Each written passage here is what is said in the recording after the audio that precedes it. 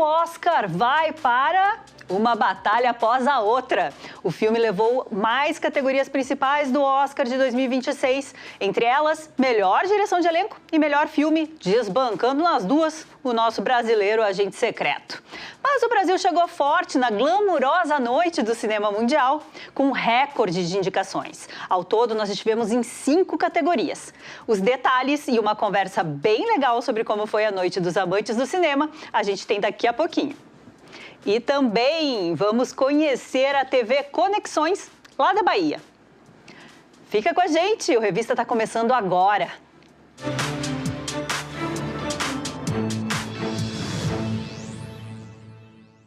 O cinema mundial parou para acompanhar a cerimônia mais importante da indústria nesse domingo.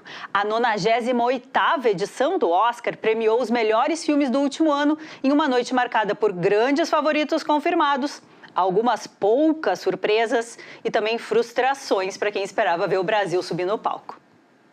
O grande destaque da noite foi Uma Batalha Após a Outra, que levou o prêmio de melhor filme e saiu da cerimônia como o principal vencedor. O longa também garantiu estatuetas importantes, incluindo melhor direção para Paul Thomas Anderson, além de prêmios técnicos e de atuação.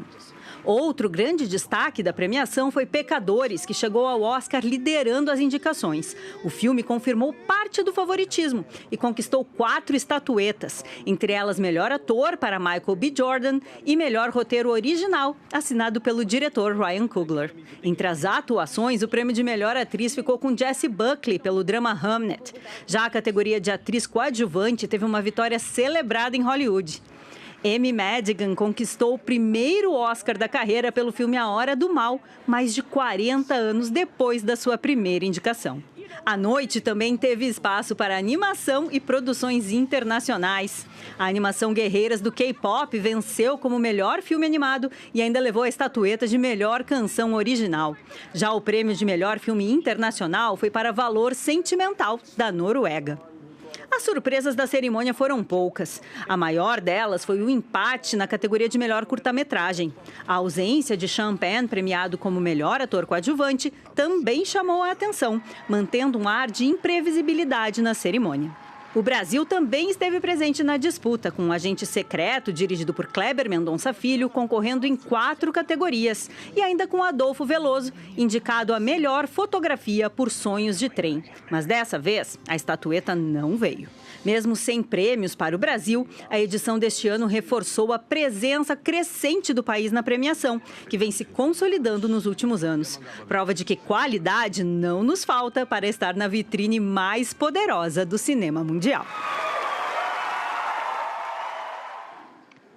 E nós seguimos passeando pela festa do Oscar, agora com a Carol Zatti, que é jornalista e crítica de cinema, e o Jordano Gil, que é cineasta e historiador da arte. Boa tarde, pessoal. Boa tarde. Boa tarde, obrigada pelo convite. Uma alegria receber vocês aqui. Carol, 5 estatuetas para Uma Batalha Após a Outra. Valeu o show? Olha, era a minha aposta, era o meu preferido. Eu acho o filme incrível. Gostava também muito do Sinners, então as nossas derrotas para os Pecadores, eu não fiquei tão triste assim. Foi bem melhor do que a derrota da Fernanda no ano passado, por exemplo. Eu acho, e estava na hora do Paul Thomas Anderson ganhar, ele tinha sido sempre indicado, não tinha nenhum Oscar, né? Então levar roteiro e melhor filme, direção também, né? Direção também. Era o momento. Estava mais do que caindo de madura, e assim, esse reconhecimento para ele. Mas não, eu não sei vocês, mas melhor elenco me pegou desprevenida. Eu não estava esperando que eles fossem ganhar. Eu achava que Pecadores levaria elenco também, mas naquele momento, assim, ficou claro que Uma Batalha Depois da Outra ia se sobressair, assim, porque era um dos pontos de disputa entre os dois filmes, né? Mas o Pecadores depois surpreendeu levando fotografia, né? Que o favorito segundo os prévios, né, ia ser uma batalha depois da outra. Então teve essa troca ali, mas fiquei muito feliz também pelo Paul Thomas Anderson, que teve 14 indicações ao longo da carreira, né, nunca tinha levado nada. Então desde Boogie Nights, Magnolia, Sangue Negro, Vício Inerente, Trama Fantasma, O Mestre, vários filmes assim pelos quais ele bateu na trave, assim, agora finalmente foi reconhecido. Então foi bonito por esse aspecto também. E fotografia, inclusive, que teve a primeira diretora de fotografia em 98 anos de Oscar a vencer, né? Queria muito falar sobre isso, porque fotografia a gente perdeu para ela, né? O Adolfo Veloso estava concorrendo nessa categoria, mas não só é uma mulher, como é uma mulher negra, né? Então, quer dizer, qual é o simbolismo dessa vitória dela nesse momento para vocês? É importantíssimo, é a única categoria, tirando, claro, o melhor ator e melhor... A gente está vendo aí a Otton recebendo. Ah, sim. Era a única categoria, tirando, claro, o melhor ator e ator coadjuvante, em que uma mulher nunca havia vencido na história. Então, realmente, assim, foi bem importante. A direção de fotografia em qualquer mercado do mundo é um mercado muito dominado por homens, né?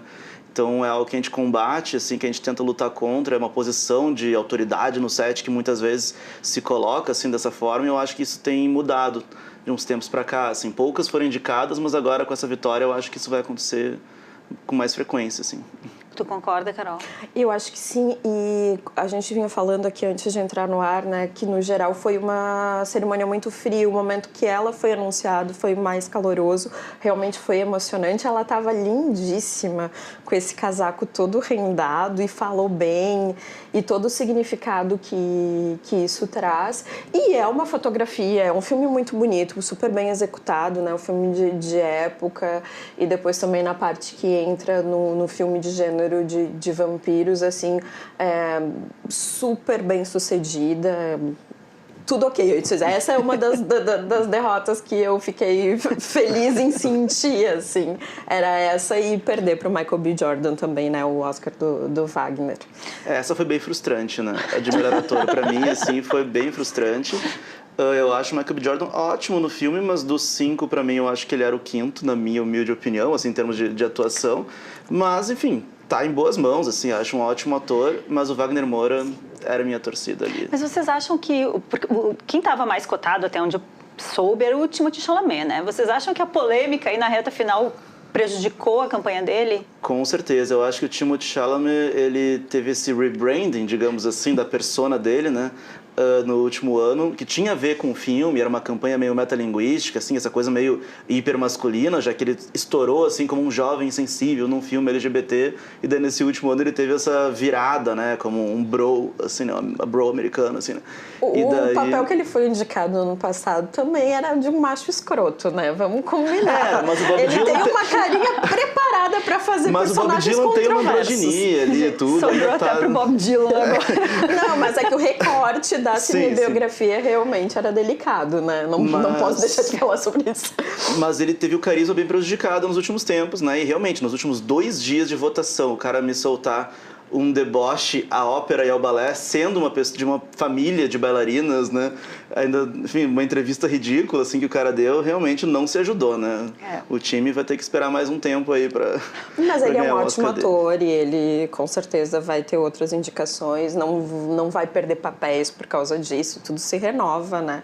Mas o mais legal de falar disso é que na performance da canção de Pecadores, no final, e foi uma ótima performance, bem arrebatadora, a bailarina, né? Sim. Tipo, tapa de luva, era o que precisava pra não coroar só isso, o momento. mas a participação do Josh Groban, né? Um tenor importantíssimo, assim, sim, né? Claro, super popular, tudo... ainda fazendo uma cena, claramente um deboche com o Timothée, né? Então, mereceu, né? Mereceu. Nossa alma lavada, e ele que aguarde, se o Leonardo DiCaprio aguardou tanto tempo também para ganhar o dele, o Timothée vai poder fazer a sua vida, né?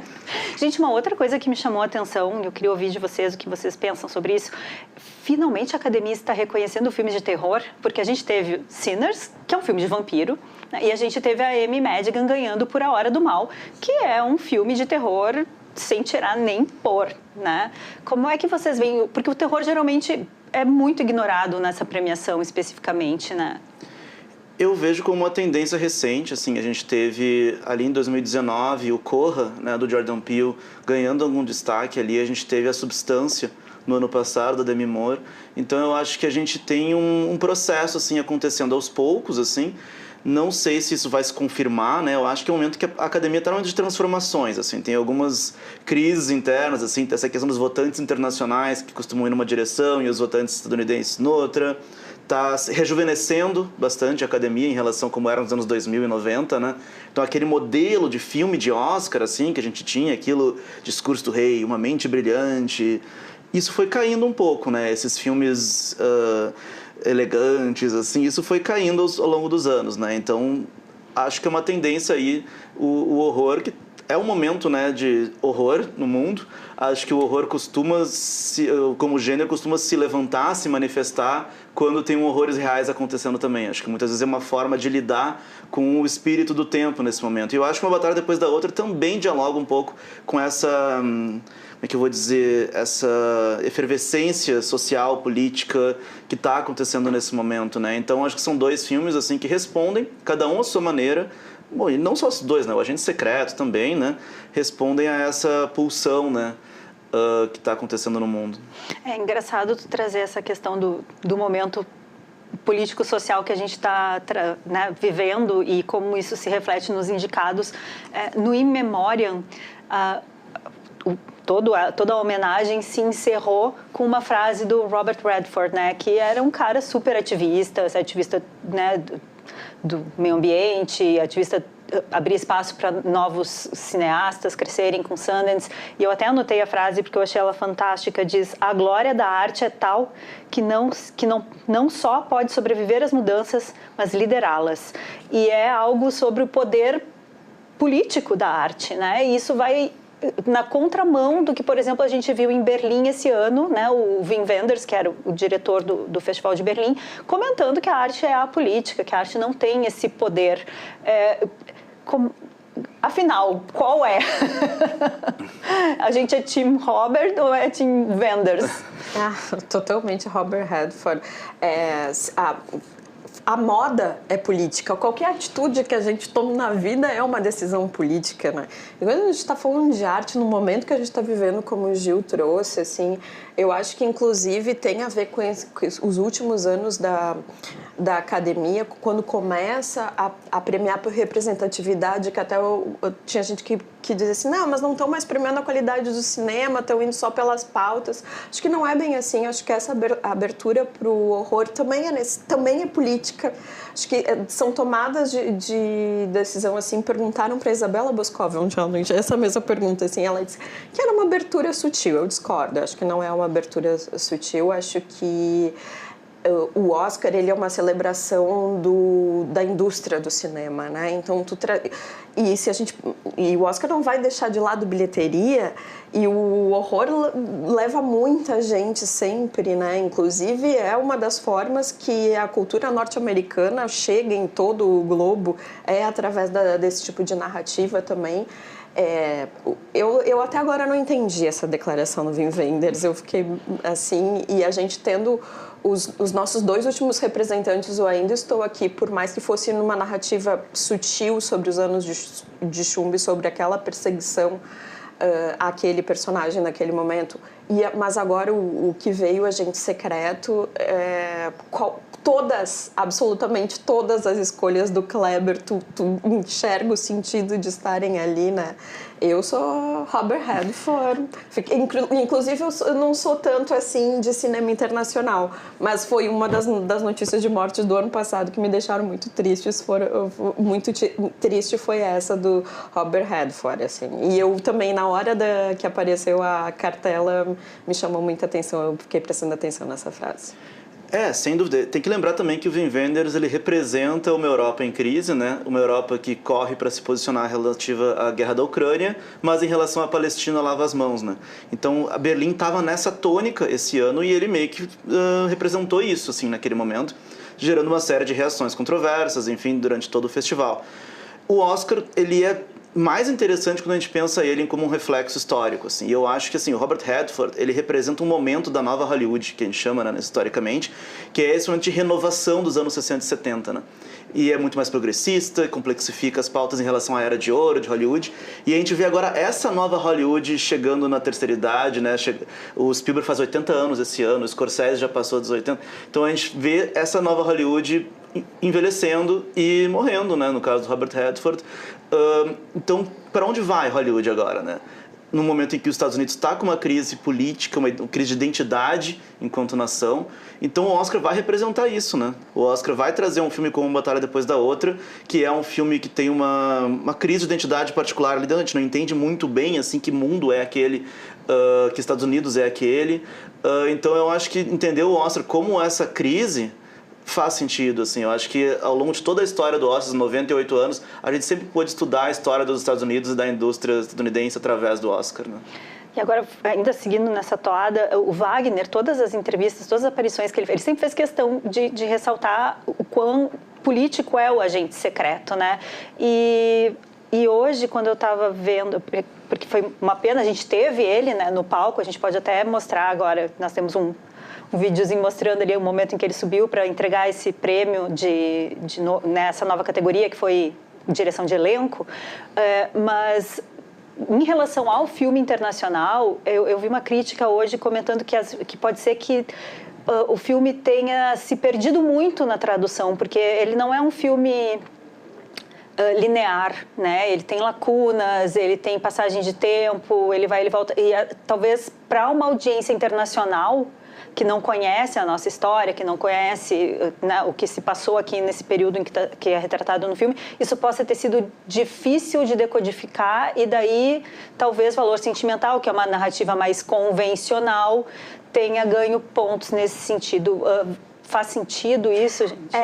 Enquanto o Gil falava, e agora falando sobre o crédito de Jordana Júlia, é professora, por isso que ele faz essas relações com esses momentos, é interessante. Então, se a gente parar para pensar assim, tá, agora essa nova Hollywood, então, que tá vendo, que não está negando seus mestres, mas daí eu fico muito chateada do Valor Sentimental ter ganhado, porque o que ele representa em termos de inovação de linguagem narrativa ali? Eu acho que ele tem uma linguagem muito parecida, ele é um filme muito parecido com Ainda Estou Aqui. E talvez isso seja sintomático de um gosto dos votantes mesmo da academia, do que eles enxergam como o que seja o cinema internacional, que não é o cinema deles. Mas aí, assim, qualquer tipo de filme sempre vai ter alguma lacuna, né? A gente não tem um espectador médio, cada um vai vir com as suas bagagens, com as suas referências. É claro que o Agente Secreto, ele tem particularidades. Tem gente no Brasil reclamando que quando a cartela diz que é 1977, tinha que situar que ali era um período de ditadura militar. Calma lá, a gente não teve aula de história nesse país. Tem gente que não vai saber que o Recife é a capital brasileira onde tem mais ataques de tubarão, então por isso toda essa referência, a ressignificação toda que ele vai fazer. Isso sim, mas a gente também tem que pensar que são pessoas do segmento que assistem e que estão ali para votar sobre aquele filme. Elas têm que ter algumas referências e pesos críticos também, né? Eu acho que sim, explica por um lado, mas eu realmente eu fiquei muito chateada assim, com essa escolha. Mas entendo, acho que era muito difícil a gente levar pela segunda vez, mas é um caminho que é uma escada que a gente está subindo, assim. Olha, eu acho que foi bem apertado, sendo bem sincero, assim, eu não acho que foi tão díspare a votação. A questão é, a academia está em crise porque existem votantes estadunidenses mais velhos, existem votantes estadunidenses mais jovens. Existem votantes internacionais, que cresceu muito nos últimos anos, quase 30% da academia agora são de votantes internacionais. E por isso que a gente ganha o Globo de Ouro, né? Exatamente. Então eu acho que, assim, teve uma tensão ali, mas é claro, no frigir dos ovos a gente tinha um filme tunisiano sobre a Palestina, um filme espanhol filmado no Marrocos, um filme iraniano e um filme brasileiro, mas o escolhido foi o filme europeu, né? O filme da Noruega. E não só isso, mas um filme sobre cinema, né? Um filme sobre um diretor de cinema em crise envelhecendo. Era um filme muito de drama doméstico, assim. Então, assim, realmente representa um setor grande da academia que ainda existe e representa também esse lugar de se encontrar como anacrônico, né? Então, claro que acontece uma identificação ali muito forte, mas, claro, é uma resposta também, assim, a esses outros 4 filmes que são realizados no sul global, né, como dizem, em oposição a esse, né? Então, eu acho que é um filme muito bonito, eu gosto muito do valor sentimental, mas realmente representa um passo um pouco tímido em relação a isso. Mas O Agente Secreto, assim, só para pegar esse gancho da Carol, assim, eu acho que é um filme que lida com o período da ditadura militar através da óptica do cinema, né? Então esse é um ponto bem interessante. Ele é um filme mais fantástico do que Eu Ainda Estou Aqui, menos cru, menos sóbrio, né? Ele é um filme que brinca com aquele período. Então eu acho que também fez o filme ser um sucesso na crítica estadunidense, né? A gente não pode pensar que o filme não dialogou com a crítica estadunidense ou com o público lá. É um filme que fez sucesso, é fácil acompanhar em youtubers e tal, a galera comentando, se abrindo pro filme. O filme virou meme lá, o Wagner Moura fez muita campanha, foi chamado para vários programas. Então eu acho que, assim, é um filme que dialogou, sim, com o público internacional. Ganhou prêmios em Cannes, enfim, ele fez uma carreira lindíssima, né? Centenas de indicações, quase uma centena de prêmios ganhos. Então, teve diálogo. Sim, ele comunicou. E ainda mais, ele é representativo. E a própria postura do Wagner, quando ele vai nessa onda de latinidade, do que está acontecendo, Trump, Bad Bunny, a gente cresce com isso também, né? Sim.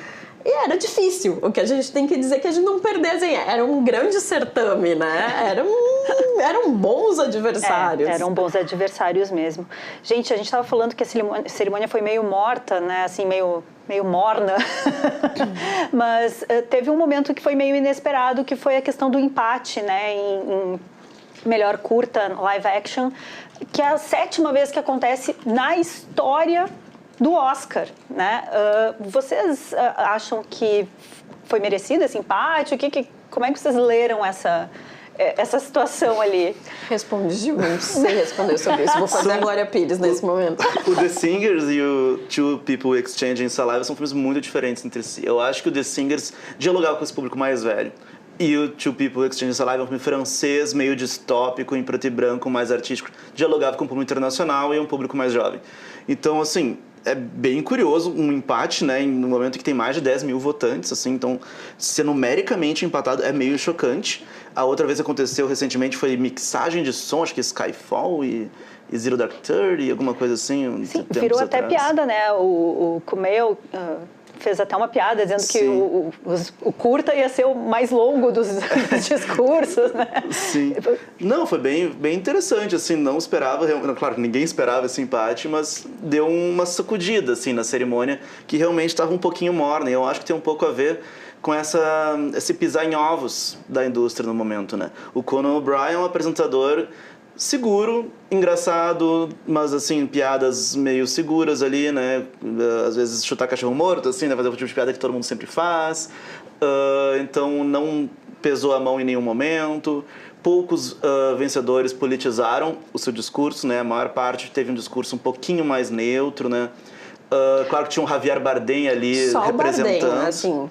Sim. Realmente o Bardem foi declarado e incisivo. Sim, né? E o próprio Paul Thomas Anderson, né, que é uma figura com um filme super político, fez um discurso meio... Bem fraco, né? Bem fraco, assim, nesse sentido. E isso acompanhou ele durante toda a campanha, né? Até o Joaquim Trier, do Sentimento Velho, que não é um filme muito politizado, ele em algumas entrevistas trazia essas questões do país. Agora o Paul Thomas Anderson com um filme sobre uma ebulição social... que fala da América do Trump, ele recua muito nos discursos dele, assim, falava em termos mais genéricos. E acho que algumas pessoas apontam que o filme ele é um pouco vago, assim, no discurso, ele às vezes não se posiciona de uma maneira mais incisiva. Não sei se eu concordo, mas eu acho que faz sentido com o discurso dele, assim, essa crítica. A gente está vendo aí algumas imagens, né, de uma batalha após a outra. E realmente fica num lugar de... É quase como se fosse uma distopia, né? Porque ele não... Assim, ele vai para um lugar meio... E é uma tendência recente, né? O Guerra Civil, também recentemente, do Alex Garland, também fala de uma América meio vaga, assim, né? É uma maneira de lidar, claro, com o que está acontecendo, assim, mas é um filme que talvez... não politiza, assim, de uma maneira incisiva, realmente. Eu acho que ainda é o gosto do estadunidense médio, assim. Ainda é uma politização domesticada, digamos assim. E eu acho o Paul Thomas Anderson talentosíssimo, assim. Acho um filme muito bom, muito divertido.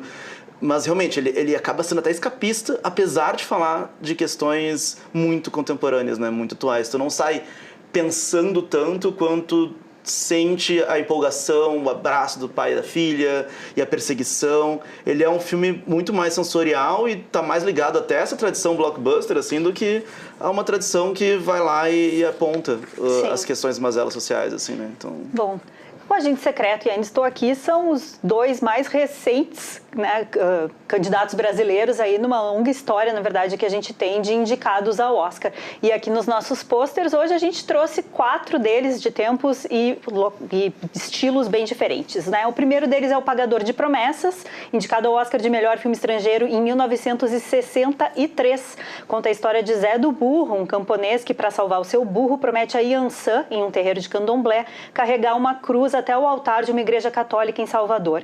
A intransigência do padre Olavo, que recusa a promessa por ser de origem afro-brasileira, transforma a fé de Zé em um conflito social, resultando em sua morte e transformação em mártir. Central do Brasil. Ele concorreu a melhor filme internacional e a melhor atriz em 1999. Dora, uma amargurada ex-professora, ganha vida escrevendo cartas para pessoas analfabetas que ditam o que querem contar às suas famílias. Ela embolsa o dinheiro sem sequer postar as cartas. Um dia, Josué, o filho de 9 anos de uma de suas clientes, acaba sozinho quando a mãe é morta em um acidente de ônibus. Ela reluta em cuidar do menino, mas se junta a ele em uma viagem pelo interior do Nordeste em busca do pai de Josué, que ele nunca conheceu. Lixo Extraordinário é um documentário, foi indicado inclusive a melhor documentário em 2011 e acompanha o artista plástico brasileiro Vic Muniz no Jardim Gramacho, no Rio de Janeiro, um dos maiores aterros sanitários do mundo.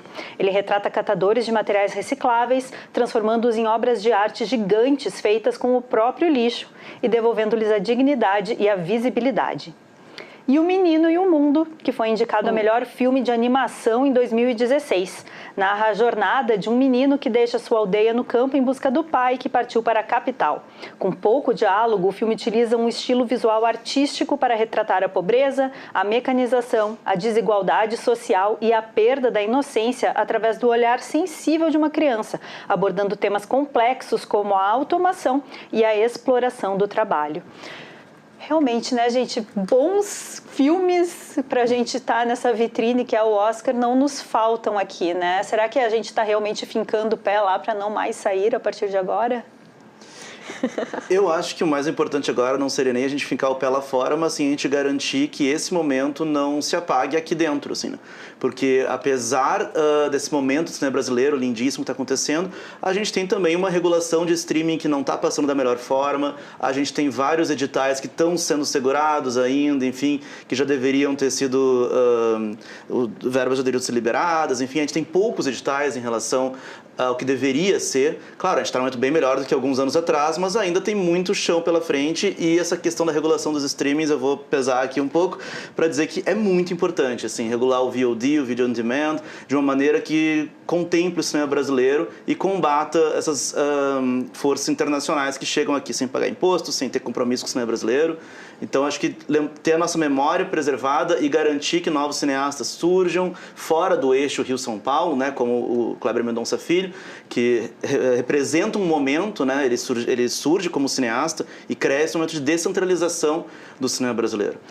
E a gente voltou a centralizar em alguns sentidos. A gente tem que batalhar para continuar descentralizando. E aí a gente tem um assunto para um novo programa. Eu vou agradecer muito a presença de vocês, pessoal. Foi ótimo conversar. Muito obrigada por terem vindo aqui. Até a próxima. Obrigado. Obrigada, Ana. É isso, pessoal. No próximo bloco, a gente vai até a Bahia para conhecer a TV Conexões, que é parceira do Grupo Box Brasil. Nós já voltamos.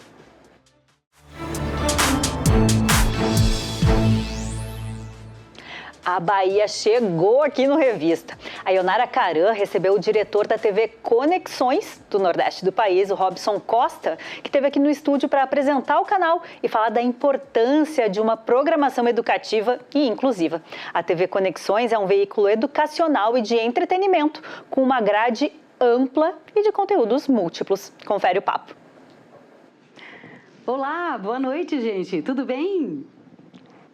Hoje eu estou recebendo a visita de Robson Costa. Ele é mestre em educação, professor, psicopedagogo, palestrante, comunicador e ator. também diretor da TV Conexões, Estação do Saber, lá da Bahia.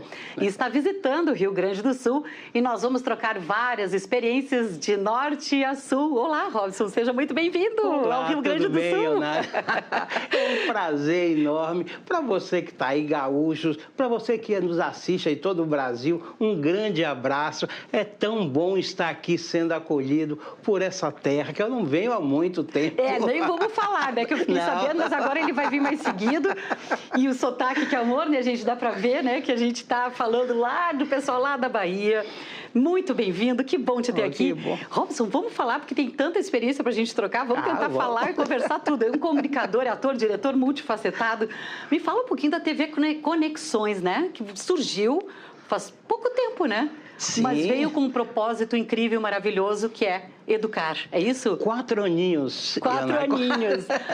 Somos um pouquinho mais jovens, mas estamos no caminho certo, eu acredito, e percebo isso. É verdade. Me conte. Eu sou um curioso, né? Eu gosto de experienciar e juntar essas experiências, esses modais. É o que eu sou hoje. Né? É fruto dessas experiências, desses estudos. E a TV Conexões, ela nasceu dessa experiência. Você sabia que a TV Conexões, aí eu digo, as dificuldades, os cenários ruins fazem com que a gente se supere. É verdade. Busque alternativas para enfrentar os desafios e construir um novo. E agora explique, né? Foi o caso da pandemia. Exatamente. Exato. Nós, comunicadores, educadores, ficamos todos perplexos. O que fazer para comunicar com o nosso aluno, com o nosso público? Que linguagem utilizar para que, nessa situação do caos, onde a instabilidade socioemocional, econômica, permeava as famílias? Até ficar em frente à TV durante muito tempo estava agonia.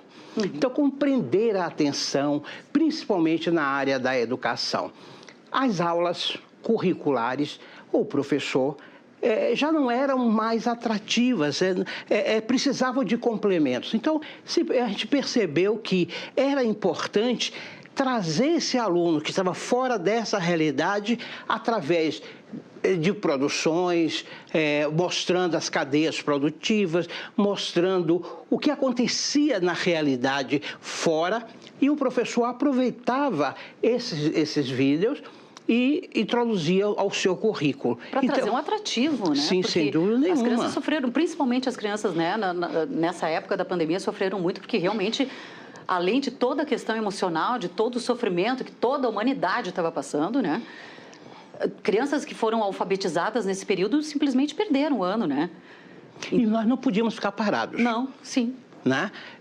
Nós comunicadores, educadores, então o aluno se ver mais próximo dessa comunicação e com audiovisual, o que prende, era fundamental. Então nós começamos na pandemia, eu, um cinegrafista, um motorista, ele só, todo mundo de máscara, incrível. Preocupado, e aí fazendo a gestão. Viajamos a Bahia inteira.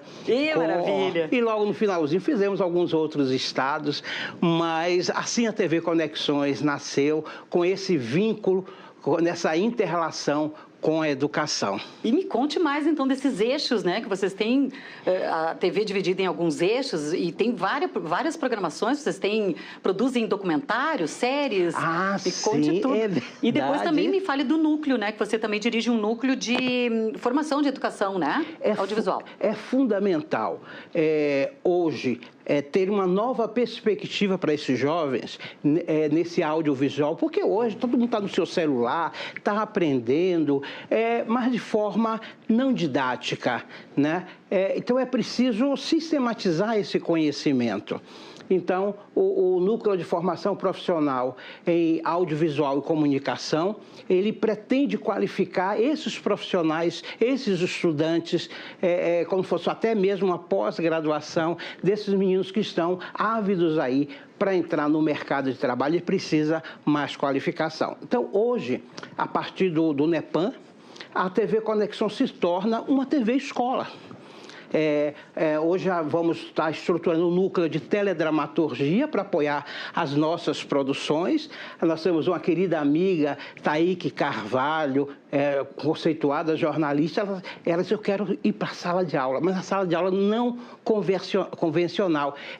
Eu sou favorável a derrubar os muros, a essa interação com a comunidade. Então, nós vamos para a comunidade dar um workshop de jornalismo. Que maravilha. E temos descoberto talentos tão grandes. Ai, tem que abrir uma sucursal aqui. Traz para cá também. Vamos lá. Nessa parceria com o Grupo Box. E é um prazer estar aqui na RS, nascendo. Aguardem. Aguardem essa parceria. Então, nós construímos uma programação, primeiro vinculada ao currículo, sem ser didático, a aula propriamente dita antigamente chamava conteúdos, agora são objetos de aprendizagem. Mas nós produzimos e falamos de temáticas que tangenciam cada conteúdo, como, por exemplo, as cadeias produtivas. Nós temos um programa que nos surpreendeu, Conexão Rural Bahia. Mostrar toda a cadeia produtiva, as cadeias produtivas que nós temos na Bahia e fora dela e que articulam com a gente, né? Então a gente mostra, esse programa tá é o meu xodó. Eu tô vendo, que maravilha, coisa boa. Então a gente tem uma programação, eu tenho a Estação do Saber, que o programa leva o nome da TV, né? Mas é um talk show. Então, entrevista, como nós estamos fazendo aqui, nós vamos a campo trazendo matérias, por exemplo, na questão da meio ambiente e sustentabilidade, já que você falou nos eixos. Então, esse é um carro forte da gente. Então, urgente, tema urgente, né? Sim. Então, falar do lixo, da sustentabilidade, dos moldais energéticos, tudo isso nós vamos em loco. Mas dentro de uma perspectiva da persona. Quem é as pessoas que estão ali? Se eu falo nesse modal, qual é o impacto nas marisqueiras, por exemplo? Se eu falo na pesca, na criação de tilápia, que nós temos muito na Bahia, o São Francisco é uma dádiva divina, né? E a gente trabalha com tudo isso. Então, o aluno se identifica com o que nós estamos mostrando, mas de uma linguagem leve, suave, e que ele diz assim, ali sou eu. Tu sabe, Robson, que eu estava pensando, né? É claro que é um tema bastante abrangente, que a gente não consegue finalizar aqui, mas tu não te percebe também que parece que as escolas, as salas de aula ficaram atrasadas, elas não estão acompanhando, eu acho, a rapidez com que as coisas acontecem e a urgência que esses alunos, sejam crianças ou não, entendem de receber conteúdo, de receber conhecimento. Parece que ficou assim um salto muito distante da professora com os alunos, né? Tu não entende isso, sim? Tu percebe clareza. Isso? Eles não sentem, parece que, a atração mais em sala de aula. Não, é chato. É chato. Mas é chato. As coisas têm que evoluir e acompanhar. E pessoas até mesmo inquietas, como eu sou, por exemplo, eu nunca me adaptei a essa modalidade, né? Tinha que estar ali, eram 5 horas de sala de aula, português, matemática, mas cadê a vivência? Cadê o experimentar, né? Mesmo dentro de um laboratório, que parecia a época da minha época de escola, não vou dizer quanto tempo. Não, mas eu estou nessa também, laboratório tivemos. Mas sim. Ele precisa ver como isso funciona na prática, aqueles cálculos. Então, vivenciar isso através do olhar do outro e da prática, de cada elemento da sociedade, seja político, seja social, seja econômico, ele precisa se ver refletido. Exato. Né? Ele precisa ter essa experiência e querer ir visitar. Então, nós temos um projeto de educação, que é um currículo especial de 9 horas, educação integral, em tempo integral. Então, onde nós criamos aí também está ligado com o nome da TV, a Estação do Saber. Então, porque nós entendemos que os indivíduos, eles não são sozinhos. A aprendizagem e a comunicação, ela se dá através de um processo de troca com indivíduos. Não é um fala, um receptor e quem escuta. Não é isso, é troca. É vivência. Ele precisa vivenciar. Então, nós criamos as estações dos saberes. Eles vão vincular a aprendizagem, os conteúdos adquiridos com a prática. Vão a campo. Então, eu sou muito favorável, literalmente, à derrubada dos muros, à terceira parede. Isso é coisa já que já traz... Eu gostei. E a comunicação é isso.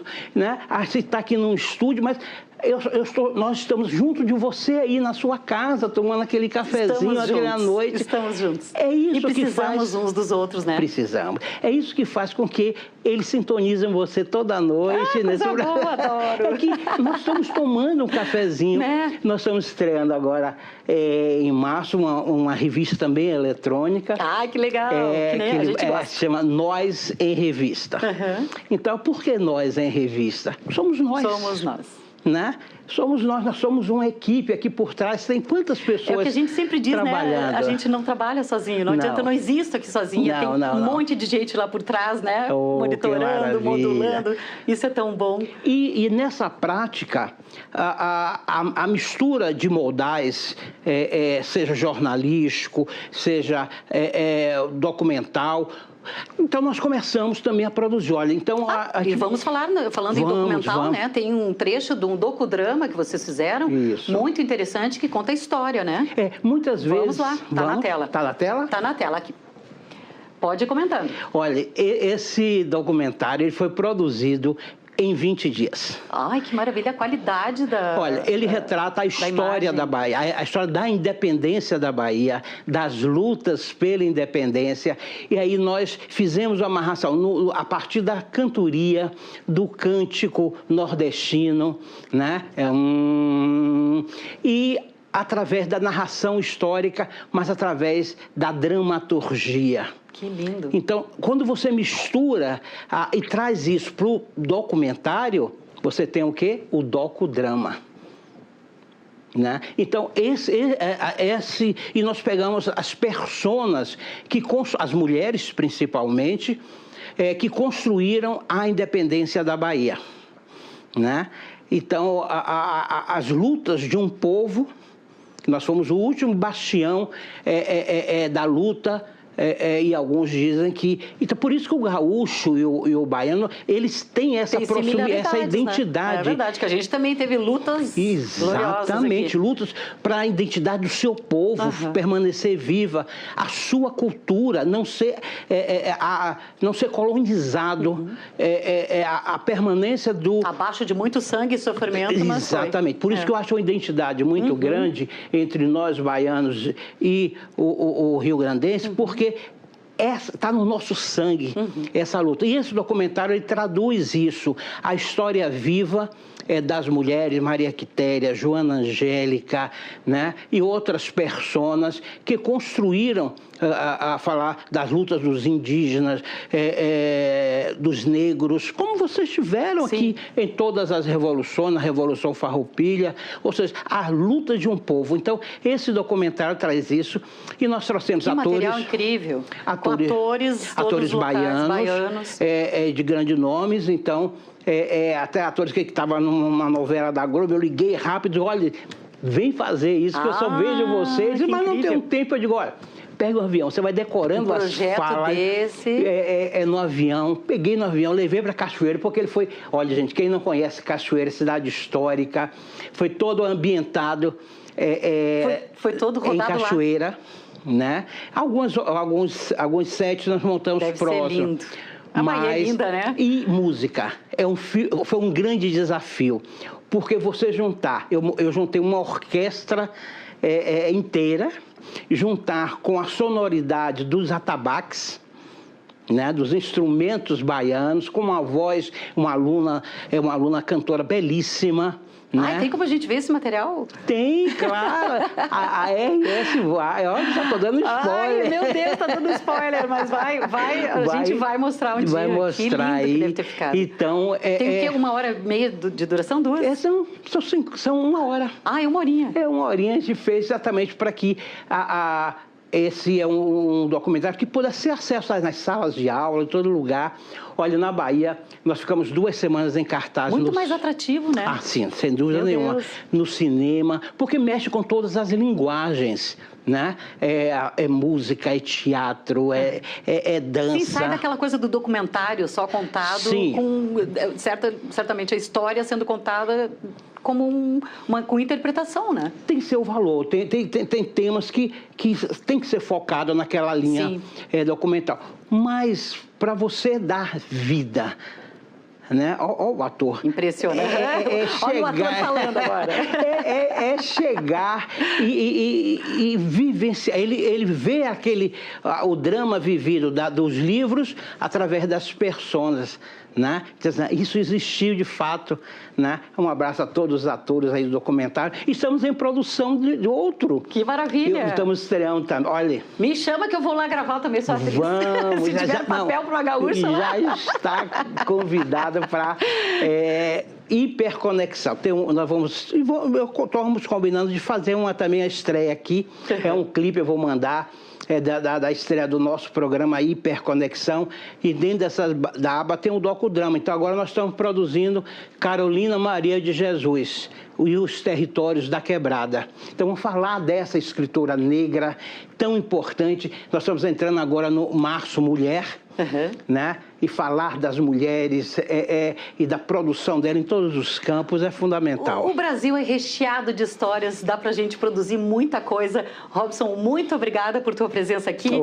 Acho que a gente tem que fazer uma série 2 de entrevista para te contar mais histórias boas como essa.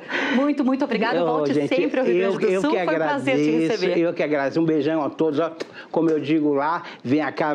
Fique aqui com um cheiro? Um cheiro. Vem cá. Querido. Um abraço. Muito obrigada, viu? Para vocês também. A gente vai ficando por aqui, gente. Tchau, tchau. Um beijo para vocês também. Um beijo e um cheiro. Tem uma iniciativa muito legal pela educação, tema que a gente vai trazer aqui em breve. Mas, por enquanto, a gente faz uma pausa e volta daqui a pouquinho com a agenda cultural no início dessa semana.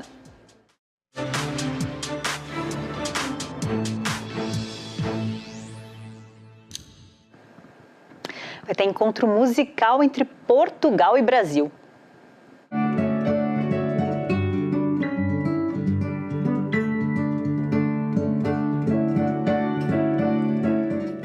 Compositores e instrumentistas de carreira internacional, Manuel de Oliveira e Bianca Gismonti levam a parceria musical para o palco do Espaço 373 nessa terça. No repertório de música instrumental, há fado, jazz e música brasileira. A partir das 9 da noite, ingressos no site TriRS.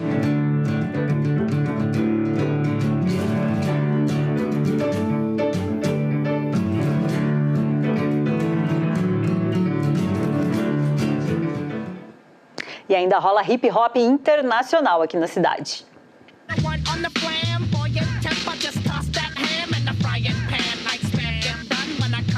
A lendária banda Cypress Hill traz para Porto Alegre um repertório que celebra mais de 3 décadas de carreira. O show acontece a partir das 9 da noite no palco do Bar Opinião. Ingressos na plataforma Ticketmaster.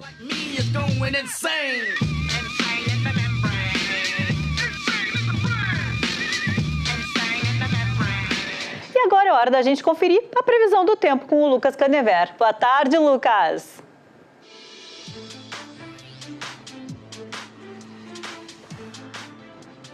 Oi, Renata. Oi para você também que nos acompanha nesse começo de semana, diretamente do estúdio do Tempo da Rede RS.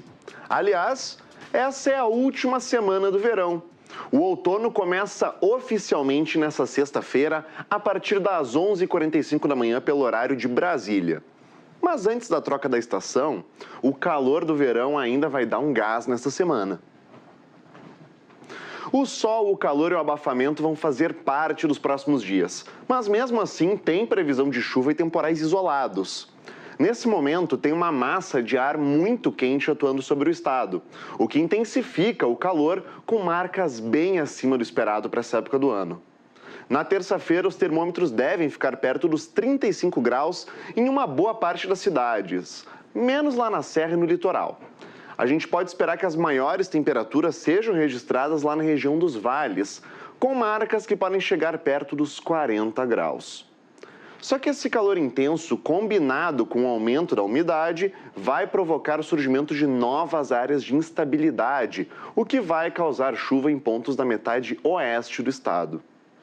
Da tarde para a noite, essa chuva deve se espalhar pela maioria das regiões, com chance de chegar inclusive aqui em Porto Alegre. O Instituto Nacional de Meteorologia também emitiu um alerta de perigo potencial, que é válido para todo o Rio Grande do Sul, toda essa região destacada em amarelo no nosso mapa. O alerta também prevê 50 milímetros de chuva com rajadas de vento de até 60 km por hora, o que pode provocar transtornos como queda de energia, estragos em plantações e quedas de árvores. Na quarta-feira vai ter de tudo. Pode aparecer sol, mas a tendência é que o tempo fique nublado e, com o passar das horas, o avanço de uma frente fria vai provocar mais temporais, de novo, para todo o território gaúcho. Na quinta-feira que o tempo começa a melhorar um pouco, a instabilidade diminui e o risco de temporais vai ser baixo. Só na sexta-feira que o sol realmente aparece bastante, o tempo melhora bastante mesmo, e aí realmente não tem mais riscos de temporais. O sol predomina com calor em todo o Rio Grande do Sul. Mas vamos focar nessa terça-feira.